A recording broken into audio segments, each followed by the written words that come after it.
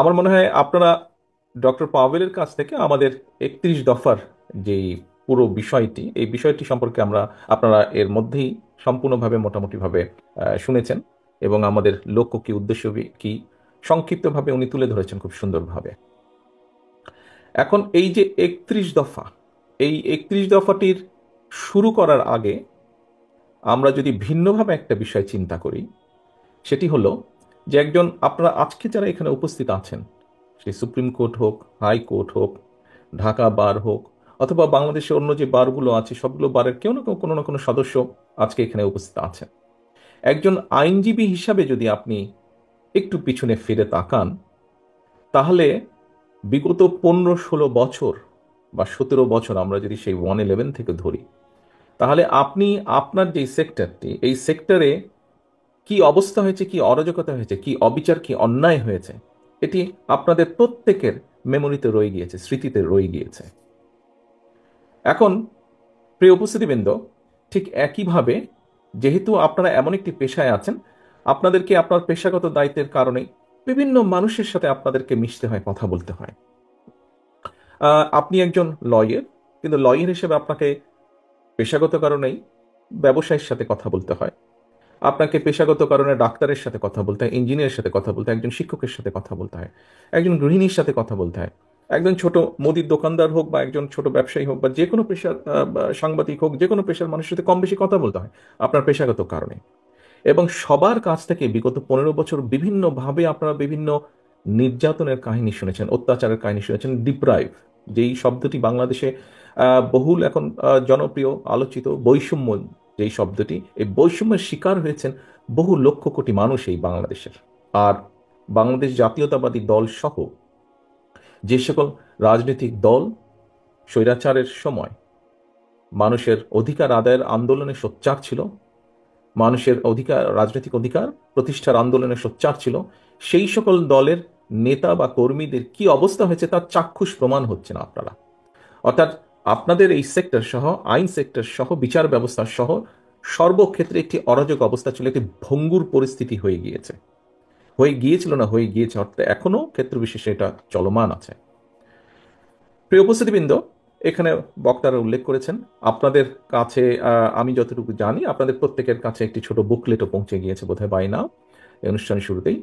এবং সেখানে যদি আপনারা দেখেন, সেখানে একটি ডেট লেখা আছে যে কবে আমরা প্রথম এই 31 দফাটি উপস্থাপন করেছিলাম দেশের মানুষের কাছে, দেশের সামনে আমরা উপস্থাপন করেছিলাম।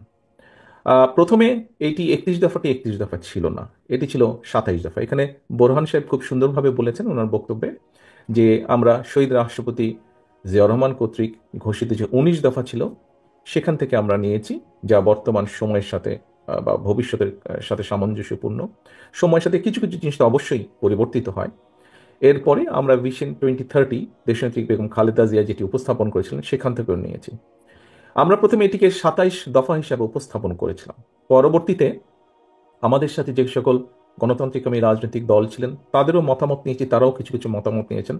তারপরে আমরা এটিকে 31 দফায় নিয়ে আসি। 27 থেকে অন্যান্য যে সকল আমাদের সাথে রাজনৈতিক দল ছিলেন আন্দোলনে, তাদের মতামতের ভিত্তিতে, তাদেরও কিছু সাজেশন ছিল, সেটার ভিত্তিতে আমরা 31 দফায় নিয়ে আসি। এখন এই 31 দফাটি আমরা প্রায় 2.5 বছর আগে দেশের মানুষের সামনে উপস্থাপন করেছি, দেশের সামনে উপস্থাপন করেছি। যেই পয়েন্টটি দিয়ে আমি আপনাদের সামনে আলোচনা, আমার বক্তব্যটি শুরু করেছি, যে প্রত্যেকটি সেক্টর কি অবস্থা হয়েছে সেটি কম বেশি চাক্ষুষ প্রমাণ আপনারা, সেটি বিভিন্নভাবে আপনারা সেই বিষয়ে ধারণা আছে আপনাদের।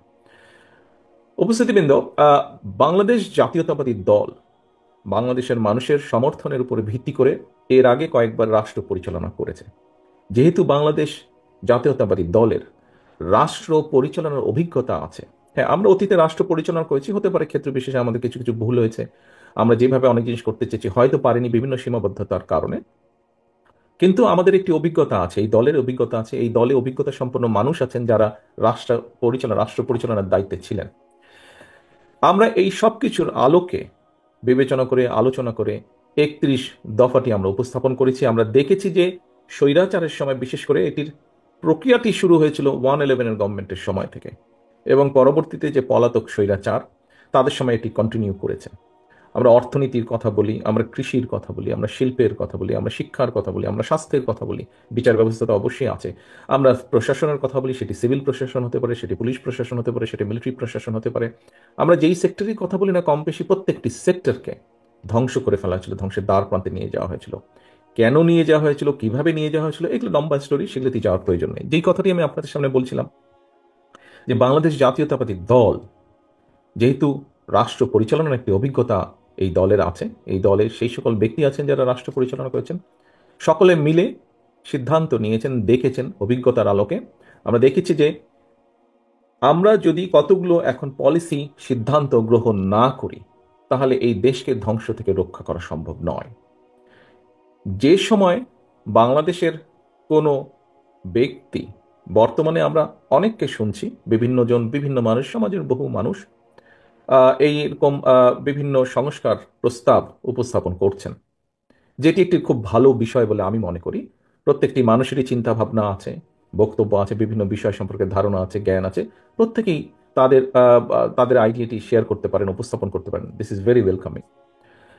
কিন্তু যে সময় কেউ সাহস করেনি স্বৈরাচারের মুখের উপরে দাঁড়িয়ে, স্বৈরাচারের চোখে চোখ রেখে বলতে যে এই বিষয় সংস্কার করা প্রয়োজন, এই বিষয়ে দেশ ধ্বংসের দ্বার প্রান্তে, ঠিক সেই সময় বাংলাদেশ জাতীয়তাবাদী দল, তার সাথে যে সকল রাজনৈতিক দল আন্দোলনে আমরা রাজপথে ছিলাম, সকল দল মিলিতভাবে আমরা 31 দফা উপস্থাপন করেছি। আজকের অনেক ব্যক্তিবর্গই সেদিন সংস্কারের স্বর ধারে কাছে ওনারা ছিলেন না, কিন্তু সেদিন বিএনপি সহ বিএনপির সাথে সমমনা মানুষগুলো, সমমনা দলগুলো আমরা 31 দফা উপস্থাপন করেছিলাম।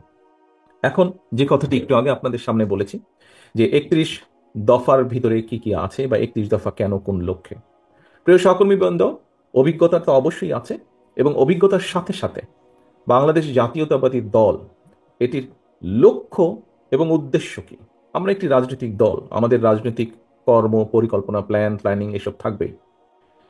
স্বাভাবিকভাবেই আমরা চাইব আমাদের লক্ষ্য, কৃষি নিয়ে আমরা কি ভাবি, কৃষিকে কিভাবে আমরা আহ, আহ, সবচেয়ে বেশি কন্ট্রিবিউট করতে পারি, অথবা কৃষি থেকে সবচেয়ে বেশি কিভাবে মানুষ উপকৃত হতে পারে, কৃষিকে কিভাবে উন্নত করা যেতে পারে।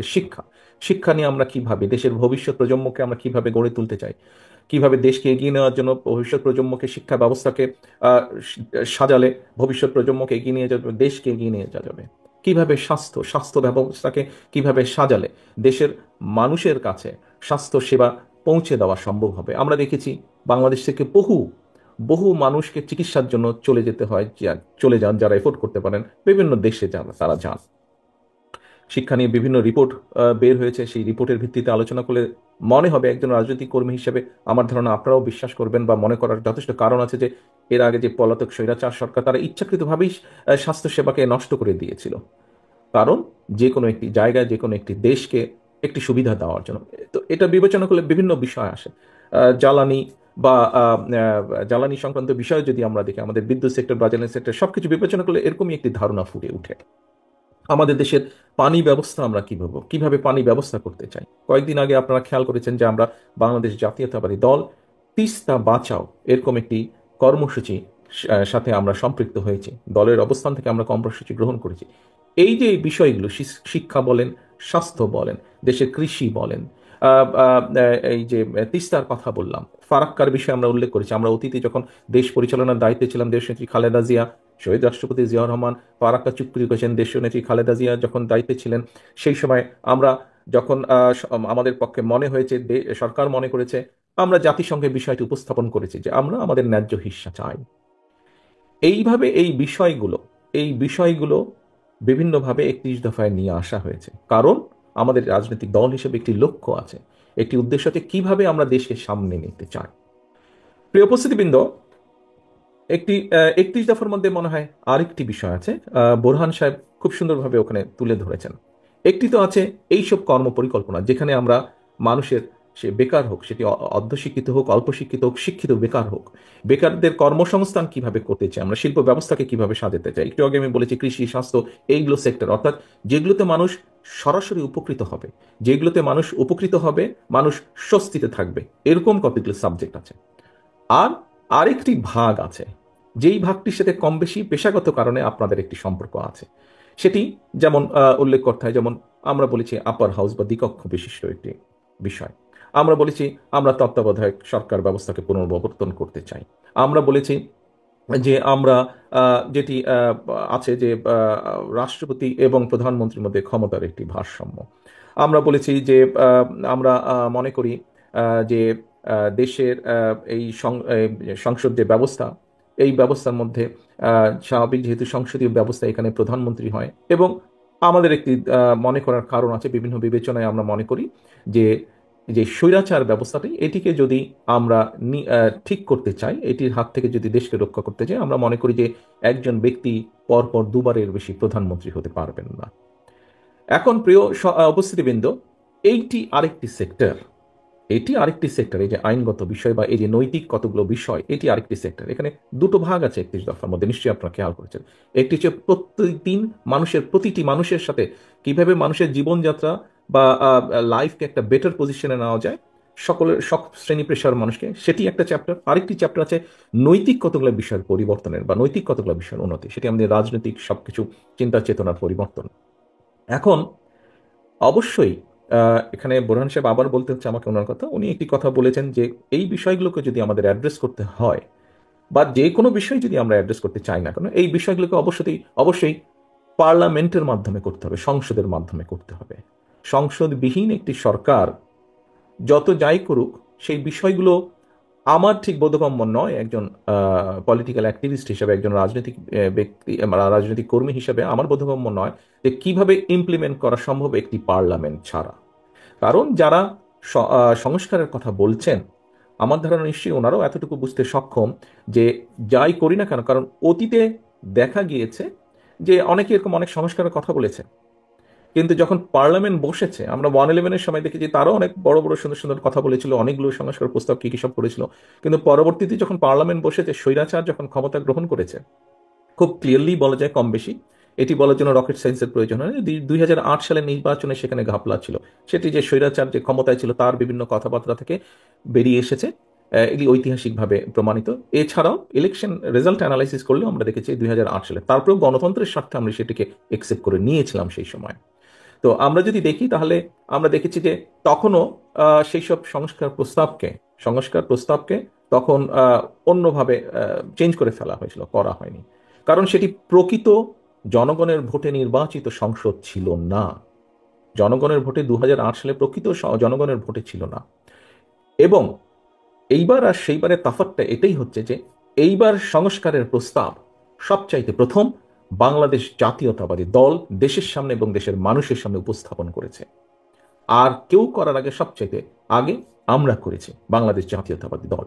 যেহেতু আমরা বাংলাদেশ জাতীয়তাবাদী দল এই সংস্কার প্রস্তাব সবচাইতে আগে উপস্থাপন করেছি, কমিটমেন্ট করেছি আমরা বাংলাদেশের মানুষের কাছে, সেজন্যই এটিকে পর্যায়ক্রমিকভাবে, ধারাবাহিকভাবে এটিকে সাকসেসফুল করা অথবা এটি প্রতিশ্রুতি পূরণ করা, এটি আমাদের একটি পবিত্র দায়িত্ব।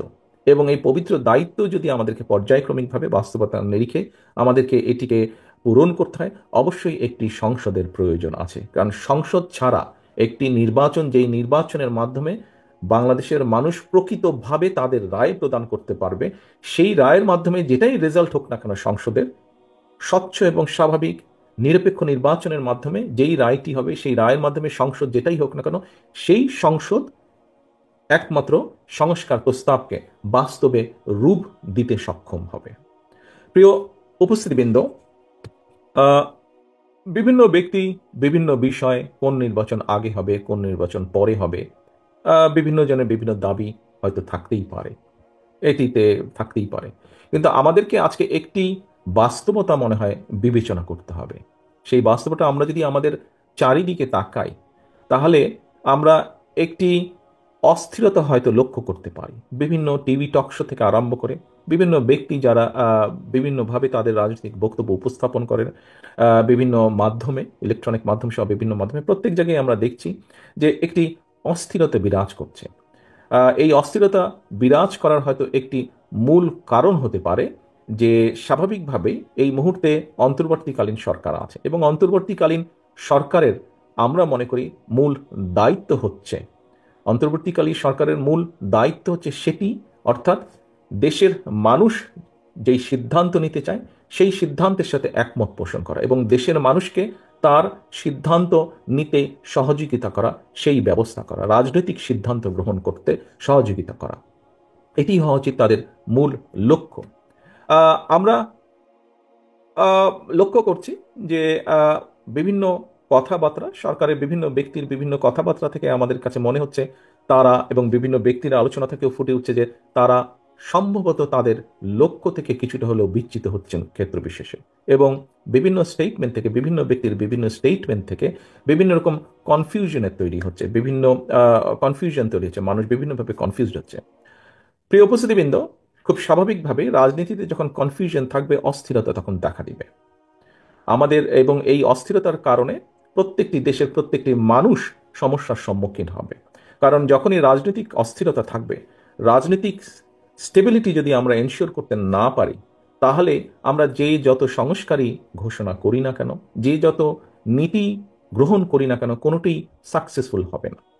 রাজনীতি অস্থির হলে এটি এফেক্ট করবে অর্থনীতিতে, এবং অর্থনীতি এফেক্ট করবে সব কিছুকে, অর্থনীতি এফেক্ট করবে সব কিছুকে। সেই জন্যই অর্থনীতি এফেক্ট করবে, এমনকি আপনারা যারা আইন পেশার সাথে সম্পৃক্ত আছেন, আপনার পেশাকে এফেক্ট করবে খুব স্বাভাবিকভাবে। একজন ক্ষুদ্র মুদি দোকানদার বলি, একজন রিক্সা চালক বলি, একজন সিএনজি চালক বলি, একজন মাঝারি ব্যবসায়ী বলি, যে কারো কথাই বলি না কেন, প্রত্যেকটি ক্ষেত্রে কিন্তু এফেক্ট করবে এবং প্রতিটি মানুষ ক্ষতিগ্রস্ত হবে। সেজন্য আমাদের মূল লক্ষ্য হওয়া উচিত, অন্তর্বর্তীকালীন সরকার সহ প্রতিটি মানুষের আমাদের মূল লক্ষ্য হওয়া উচিত অবশ্যই দেশকে আগামী দিনে একটি যত দ্রুত সম্ভব একটি স্টেবল স্থিতি অবস্থার কাছে নিয়ে আসা। আমরা যখন একটি স্থিতি অবস্থার মধ্যে নিয়ে আসব, সারা পৃথিবীতে যেটি গ্রহণযোগ্য বিষয়, যে রাজনৈতিক অস্থিরতা বলুন বা রাজনৈতিক আলোচনা বলুন, রাজনৈতিক তর্ক বিতর্ক বলুন, সেটিকে সংসদের মধ্যে নিয়ে আসা। সংসদই হচ্ছে সবচেয়ে বড় জায়গা, সবচেয়ে মূল জায়গা, যেখানে রাজনৈতিক বিষয়ে আলোচনা, সিদ্ধান্ত যাই হোক না কেন সেটি সংসদের মধ্যে হয়ে থাকে। আমরা যদি সংসদকে কার্যকর করতে যত দেরি করব, এই অস্থিরতা, এই তর্ক বিতর্ক সবকিছু তখন সংসদের বাইরে চারিদিকে ছড়াতে থাকবে, এবং সংসদের বাইরে যত বেশি এটি ছড়াবে, তত সব জায়গায় বিভিন্নভাবে অর্থনীতি থেকে শুরু করে সামাজিক অবস্থান থেকে শুরু করে সকল জায়গায় একটি অস্থিরতা দেখা দিবে, যা সামগ্রিকভাবে দেশকে ক্ষতিগ্রস্ত করবে। কাজেই প্রিয় উপস্থিতিবৃন্দ, আপনারা এখানে আছেন, আপনাদের নামের সাথে একটি লার্নের শব্দ সবসময় ব্যবহার করা হয়, এবং এই কথাটি কম বেশি আমরা সবাই বিশ্বাস করি, এটি যথার্থতা আছে। সেজন্যই আজকে এখানে যেই উপস্থিতিবৃন্দ আপনারা উপস্থিত আছেন, আপনারা আমি মনে করি আহ, সমাজের একটা দর্পণ হিসাবে আপনাদেরকে আমরা বিবেচনা করতে চাই, এবং সেজন্যই আপনাদের এখানে বিশাল একটি ভূমিকা আছে। এখানে আপনারা এই পেশার সাথে যারা জড়িত আছেন, আপনাদের একটি বিশাল ভূমিকা আছে। কি সেই বিশাল ভূমিকা? সেই বিশাল ভূমিকাটা হচ্ছে যে, এই যে আমি যেভাবে আপনাদের সামনে উপস্থাপন করার চেষ্টা করেছি, যে দেশে একটি স্থিতি অবস্থা প্রয়োজন আমাদের। স্বৈরাচার দেশকে যে অবস্থায় রেখে গিয়েছে, পলাতক স্বৈরাচার, দেশে অবশ্যই দ্রুত একটি স্থিতি অবস্থার প্রয়োজন। প্রিয় উপস্থিতিবৃন্দ, একটি কথা, আমি জানি না এই কথাটি কে কিভাবে গ্রহণ করবেন, তবে একটি কথা আমি মনে করি, দেখুন, তালি পাওয়া কথা বলা খুব সহজ ব্যাপার, কিন্তু ক্ল্যাপিং পাওয়ার জন্য এরকম রাজনীতির চটকদার এরকম অনেক কথা থাকে, কথা যেগুলো আমরা বলতে পারি, বাট বাস্তবতা বা বাস্তব কিন্তু অনেক ভিন্ন, অনেক রূঢ়। বাস্তবে আমাদেরকে অনেক বিষয়ে ডিল করতে হয়। আমাদেরকে বলতে আমরা বোঝাচ্ছি সকলকে আমাদেরকে মেনে চলতে হয়, বুঝে চলতে হয়। সেজন্যই আমি বলছি যে আজকে যেই কথাগুলো আমি বলার চেষ্টা করেছি, আপনার সামনে বলতে চাইছি আপনাদের সামনে, সেটি হচ্ছে যে আমরা যত দ্রুত দেশে একটি স্থিতি অবস্থা, মানে এইটি আগে করব না ওটি আগে করব, ওটি আগে করব না এটি আগে করব, এই তর্ক বিতর্ক যদি চলতে থাকে, আহ, তাহলে সামগ্রিকভাবে জাতি কিন্তু ক্ষতিগ্রস্ত হবে আরো বেশি, দেশ তো ক্ষতিগ্রস্ত হবেই, এবং বিভিন্ন সমস্যা দেখা দিবে। সেজন্যই আমরা মনে করি, বিএনপির অবস্থান থেকে আমরা মনে করি, রাজনৈতিক দল হিসাবে আমরা মনে করি, একজন রাজনৈতিক কর্মী হিসাবে আমি মনে করি, দেশে যত দ্রুত সম্ভব একটি স্থিতি অবস্থা আনা সম্ভব, তত দ্রুত দেশকে ধ্বংসের কিনারা থেকে ধীরে ধীরে বের করে নিয়ে আসা সম্ভব, সরিয়ে নিয়ে আসা সম্ভব। অনেকেই বলে থাকেন, কোনো কোনো ব্যক্তি, আমি শুনেছি, অনেকের না বললেও কোনো কোনো ব্যক্তি বলার চেষ্টা করেন বা বলে থাকেন যে নির্বাচন হলেই কি সব সমস্যার সমাধান হয়ে যাবে? নির্বাচন হলেই যে সব সমস্যার সমাধান হয়ে যাবে, সে কথাটি এইভাবে না বলে আমরা চিন্তা করতে পারি, নির্বাচন হলে যেহেতু একটি স্থিতি অবস্থা আসবে, এবং ধীরে ধীরে রিফর্ম কাজগুলো শুরু হবে। সমস্যাগুলোর প্রকটতা, তীব্রতা ধীরে ধীরে কমা শুরু করবে এবং নির্বাচন হলে সমস্যাগুলোর সমাধান কিভাবে করা যায় এটি দায়িত্বপ্রাপ্ত হবেন বিভিন্ন মানুষ। যখন দায়িত্বপ্রাপ্ত হবেন স্বাভাবিকভাবেই তারা বসবেন, তারা আলোচনা করবেন, তারা কাজ করবেন। একদিনে কোনো কিছুই হবে না, বাট হওয়া পসিবিলিটি শুরু হবে, হওয়ার সম্ভাবনা শুরু হবে। কাজেই প্রিয় উপস্থিতিবৃন্দ, আজকে আমরা এখানে 31 দফার কর্মশালায় অনুষ্ঠানে যোগদান করেছি।